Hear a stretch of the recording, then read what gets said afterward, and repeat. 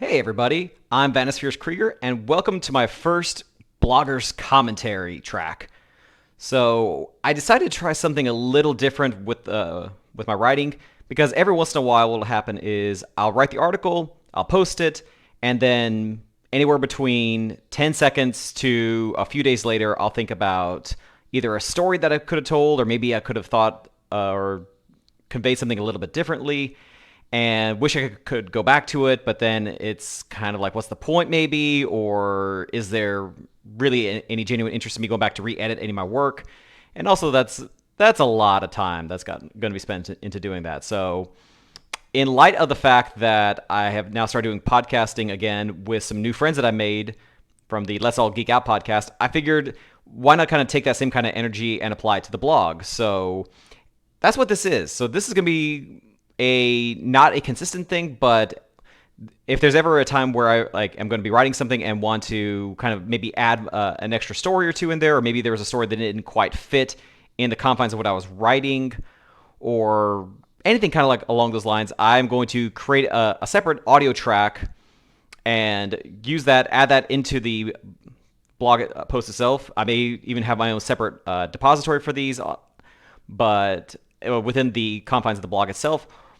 Or I might just kind of keep everything here on YouTube. So that's really, if you're watching this on YouTube or / listening, then that's really what this is. This is the YouTube channel is meant to just be a depository of all of these audio files, just so that way I have a place to put it, because I'm using Blogger right now, and Blogger is not super keen on just transmitting audio files. It has to be something video based. So this is kind of the workaround for it. So there you go.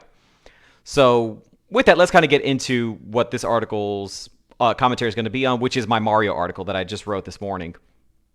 And this was one of those kind of like shower thoughts. Like after I posted the article and decided, kind of go about my day, and then kind of realized like, oh shit, like there was a whole story that I did kind of want to tell on top of that. So again, here it is. So realistically, whenever I talk to anybody who kind of grew up in the 80s or the NES kind of era, and you ask them, hey, so what was your first video game? Like the vast majority of folks will say they played Super Mario Brothers / Duck Hunt because it was what came inside the console first. I still remember my first video game experience, and it really was it's going to be surprising to a lot of folks. It was not Super Mario Brothers, though. I'm a little bit different from that one because I can remember going to the store with my parents, and while my dad was actually buying the NES, my mom was with me, and I was still sitting in front of the demo unit, and like she gave me the controller, and my first video game was not Super Mario Brothers, but Popeye. And I don't know if you ever played the NES Popeye. It kind of actually reminds me of the original Mario Brothers game itself. You're supposed to be rescuing Olive Oyl from Bluto. I think it's Bluto. And you have to like collect spinach, and then you can punch him, and then you score points, and then you eventually rescue her. So it's kind of like a cross between, at least from what memory serves, the original Donkey Kong game with a little bit of the original Mario Brothers game, just with that Popeye kind of skin to it. Like, very distinctly remember it. I remember like the black background, the kind of the weird platforming to it. But yeah, it wasn't until I went home and then actually got a chance to sit down and play Mario Brothers. So again, that just an extra little side story I thought was kind of fun. Oh, excuse me. Again, for those of you who've ever watched my YouTube videos in the past when I was part of Circle of Geekdom, or anything else I've ever written or done in the past, I don't do a whole lot editing because I don't want to do that. So you're going to be hearing a lot of weird stuff, including tangents and ums and uhs. So, bear with that. But yeah, that was my first real video game experience for it. I wish I could say it was Mario Brothers like everybody else, because again, that is such an iconic, amazing video game. But at the same time, I want to be honest and truthful. It was not. It was some weird, obscure, like Nintendo game that nobody besides me ever fucking played. But there you go. So the other kind of story for it too, and this was something I was initially going to write in the article, but again, it didn't kind of go into the flow of anything that I was really talking about there specifically. But I have played and beaten a lot of the Mario games. I've beaten. Let's kind of go down the list. Mario Brothers 2, which was bizarre. Mario Brothers 3, which was years later. I got close. I actually got made to Bowser a couple times as a kid, but never actually beat the game until I was an adult. Super Mario World was actually the first game that I recall of like that kind of scale of just beating, not like a real short, nothing game that you can beat in about 20, 25 minutes, but like a first like genuine epically long game. Yeah, it was Mario World. So yeah, and that's why I posted or had my dad take my photo so I could send to Nintendo Power, because they used to post the photos of kids who got to the end screens of video games. I wanted to be on that. I never did. Would have been cool though. It was also the first time I ever got a rejection letter too from something. And yeah, so I played through that one. Mario 64, of course. I actually, the same thing. I 100%ed that one too. Got all 120 stars. Got to see Yoshi. All that kind of cool stuff. I was really proud of myself for that one. Trying to even go through the list in my head. GameCube, I actually never finished Mario Sunshine. I don't really know why.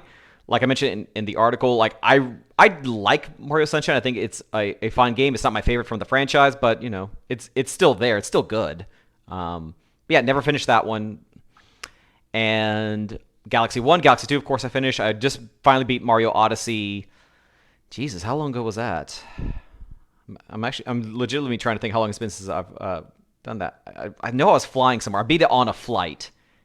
And God, I honestly can't remember where I was flying to or from at that point. I almost will say it was my flight to Bangkok.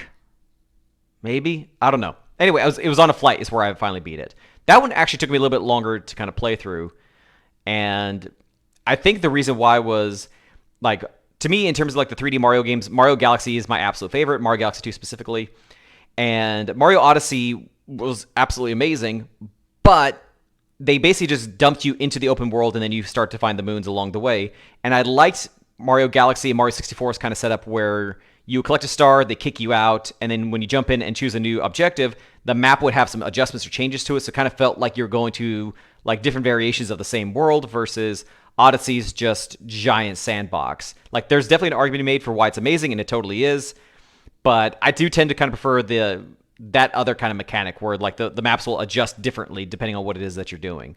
So yeah, take it for what it is. Like, I'm just kind of weird that way for that one. Like, I've talked to people before. I asked if they loved Odyssey, and of course the answer is it's amazing. It's an art masterpiece, and it certainly is. I think it's a very, very good game. But I tend to prefer, like I said, the other ones, which is also why I'm really excited for the 3D All Stars.